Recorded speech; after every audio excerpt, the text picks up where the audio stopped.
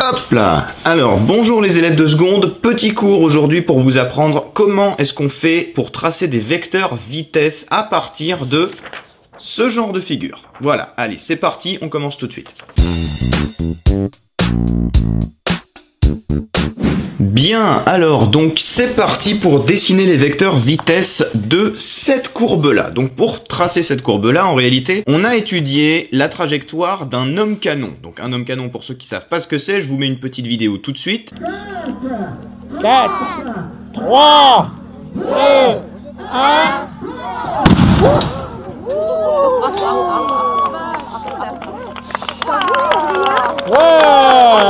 Donc voilà, un homme canon en principe quand il fait son mouvement, il est dans les airs et il fait un mouvement qui a la forme d'une cloche comme ça, d'une parabole. On va étudier son mouvement et on va essayer de tracer les vecteurs vitesse. Donc pour faire un tracé de vecteur vitesse, vous allez avoir besoin de plusieurs choses. Déjà, vous allez avoir besoin forcément de la feuille sur laquelle est tracé le mouvement, sur laquelle on voit la trajectoire, qui est une trajectoire ici comme vous pouvez le voir, curviligne. Vous allez avoir besoin d'un petit papier à côté pour servir de brouillon. C'est là-dessus qu'on va écrire tous nos calculs, parce qu'on va avoir besoin d'écrire quelques petits calculs. Un stylo pour tracer évidemment les vecteurs, une règle pour faire nos mesures et pour tracer aussi les vecteurs, et la calculette pour savoir quelles seront les distances que nous allons mesurer. Pourquoi? Parce que là-dessus, on va voir qu'il y a une échelle qui est présente ici. On va devoir se servir de l'échelle, puisque de toute manière, en plus de ça, on aura les calculs de vitesse à faire avec la formule V égale D sur T. Donc on reviendra dessus un peu tout à l'heure. Là, je vous explique juste pourquoi on a besoin de tout ce matériel-là. C'est parti! Alors, pour commencer ce document, je vous l'ai mis en description de la vidéo. Vous avez un lien pour pouvoir le télécharger. Vous pouvez l'imprimer chez vous.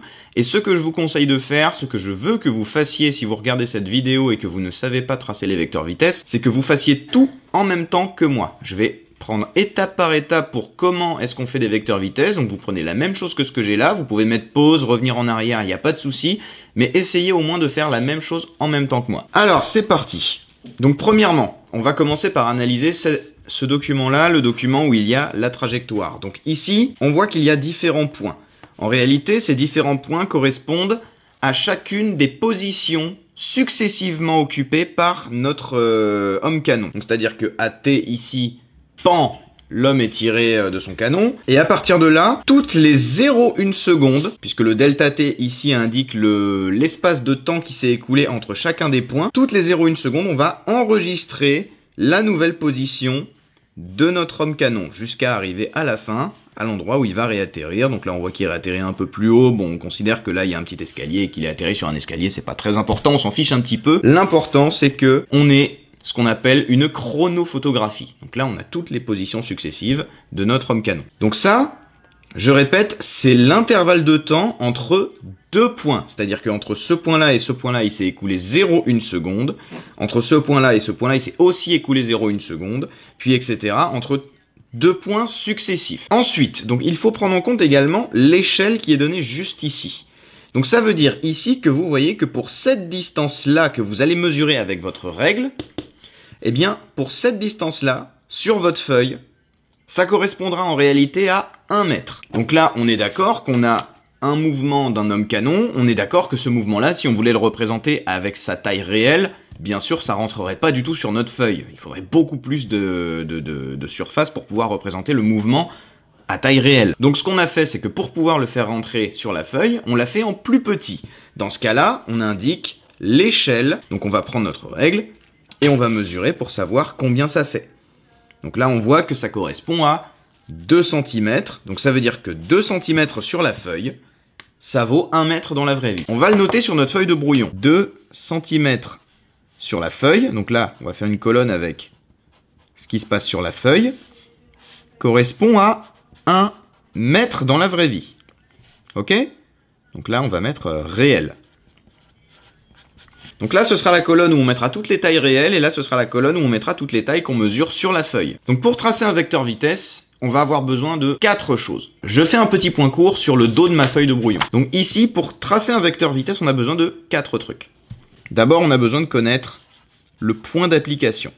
Donc le point d'application, c'est tout simplement à quel moment je suis en train de mesurer le vecteur vitesse. Parce que le vecteur vitesse dont nous on va s'occuper, ce sont les vecteurs vitesse instantanés. C'est-à-dire, la vitesse instantanée, c'est la vitesse qu'avait mon homme canon quand il était à cet endroit-là, par exemple. Ou à cet endroit-là. Enfin, je peux prendre à n'importe quel endroit. L'important, c'est qu'on connaisse la vitesse instantanée, donc à l'instant T. L'instant T7 par exemple, à l'instant T10, etc. Donc le point d'application ici, si je choisis d'étudier la vitesse de mon homme canon au temps T8, eh bien le point d'application sera le point T8. C'est de là que va partir mon vecteur vitesse. Deuxièmement, il faut que je connaisse la direction. Donc la direction de mon vecteur. Donc la direction, c'est tout simplement la droite sur laquelle va se situer le vecteur. On verra plus tard comment on le trace, tout ça. Ensuite, il faut que je connaisse également le sens de mon vecteur. On est d'accord que quand j'ai une droite, par exemple, on va dire que mon stylo représente la droite, je peux aller vers là ou vers là. Bon voilà, ça c'est le sens. La direction, c'est l'inclinaison, si vous voulez, de ma droite, alors que le sens, ça va être de quel côté je vais me diriger. Donc ça, c'est facilement indiqué par dans quel sens se déplace mon bonhomme, là. Donc là, on voit qu'il est en train de partir de ce côté-là. En fait, ça va être le même sens que le sens du mouvement. Donc si j'ai mon vecteur vitesse, il va toujours se diriger vers le côté à droite, puisque mon homme se déplace vers la droite. Et enfin, la longueur du vecteur. Et la longueur, elle va indiquer la valeur de la vitesse. Ça veut dire qu'en gros, plus mon vecteur sera long, plus la vitesse qu'avait mon bonhomme à cet endroit-là sera élevée. Ça veut dire que là, il va falloir qu'on fasse apparaître, à un moment donné, on y reviendra tout à l'heure, c'est juste pour vous faire anticiper, à un moment donné, il va falloir qu'on définisse combien de centimètres valent combien de mètres par seconde, puisqu'on va avoir une vitesse qui est représentée par une longueur. Donc il faudra bien qu'on définisse une échelle, un petit peu comme ici. Donc c'est parti. Disons qu'on veut tracer notre vecteur vitesse au point T7. On va dire T7. Voilà. Je l'écris ici pour qu'on s'en souvienne. Ça veut dire que d'abord, premièrement, il faut que je mesure et que je calcule ensuite la vitesse au point T7. Pour ça, la formule, c'est la suivante. Hop. Donc formule, c'est VITN égale MN. MN plus 1 sur delta T. Ça, c'est la formule à connaître pour pouvoir calculer la vitesse instantanée. Et là, par exemple, le n, il peut être remplacé par n'importe quel chiffre qui apparaît sur ma courbe. C'est-à-dire que là, si je choisis de faire VIT7, eh bien ça va être la distance entre le point ici, qu'on appelle le point M7, et le point qui est juste après, c'est-à-dire le point M8.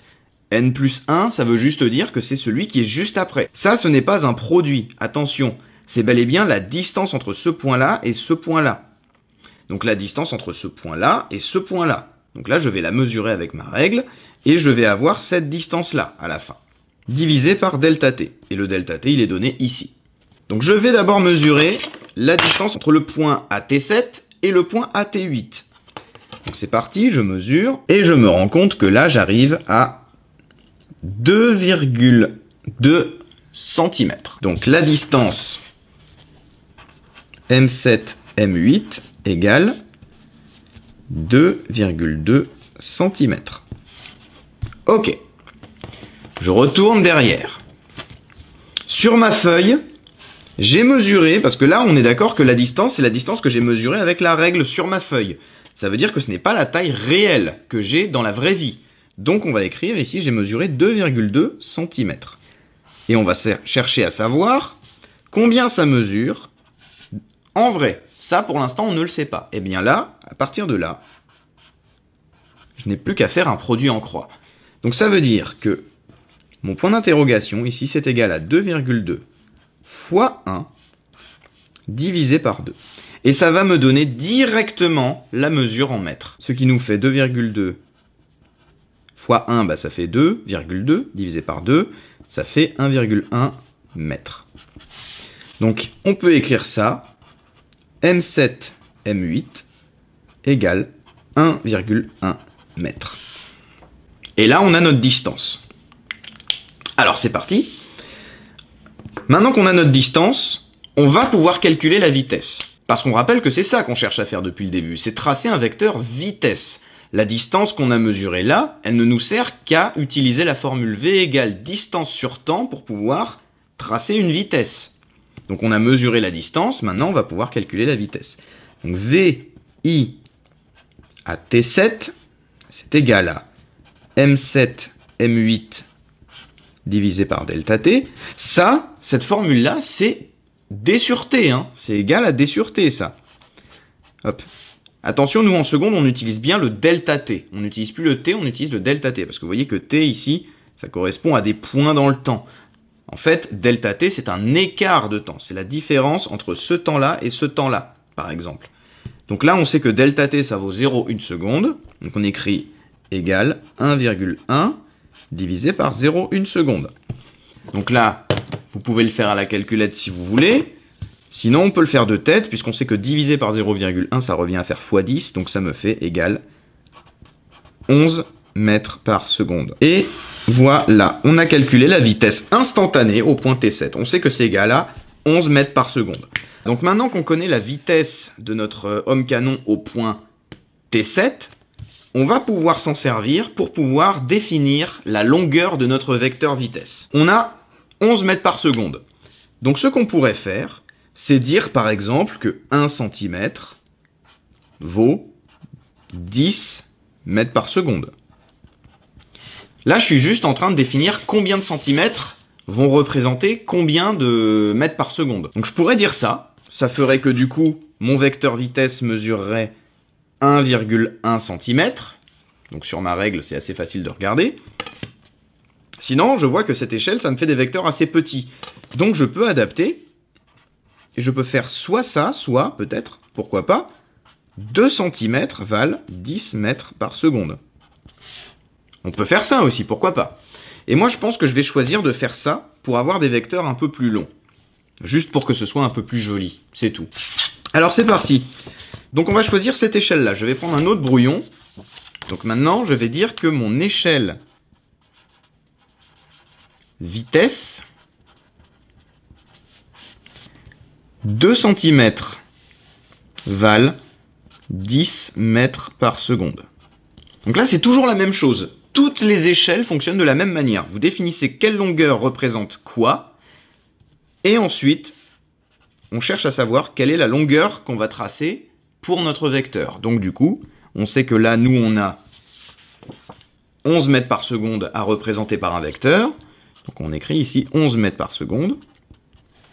Et puis pareil, produit en croix, 11, donc le point d'interrogation c'est égal à 11 fois 2 divisé par 10, donc 11 fois 2 ça fait 22, divisé par 10, ça fait 2,2 cm.